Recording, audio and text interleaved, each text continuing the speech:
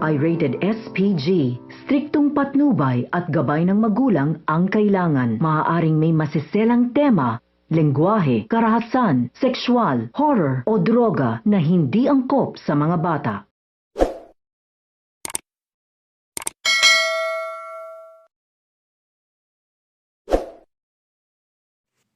Hello mga kapuso at magandang hapon po sa inyong lahat. Narito po ang ating aabangan mamaya sa Born to Shine. Magkakaroon nga ng shoot ang Yumi at bida na naman si Jenny.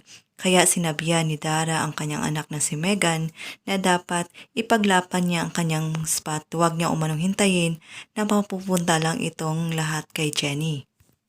Samantala, sasabihan naman ni Menchie ang anak na si Jenny na isang tainga lang kanyang papsi ang kanilang paoperahan dahil ayaw niya umano na maubos ang pera niya dahil umano sa kanila. Sasabihan naman ni Pere ang anak na imbes na Yumi umano ang kanyang asikasuhin ay naging busy ito sa pag-aalaga sa kanya. Madadatnan naman ni Dara na umiiyak si Amelia. Sasabihin na kaya ni Amelia na mayroon siyang stage cancer kay Dara. Sa kabilang banda naman ay magkukunwari si Megan na hihingi ng tawad kay Jenny at magkukunwari na makipagkaibigan ito para malamangan nga si Jenny. Ano kaya ang binabalak ni Megan? Lahat ng yan ay ating aabangan mamaya. Maraming salamat po sa inyong panonood. God bless.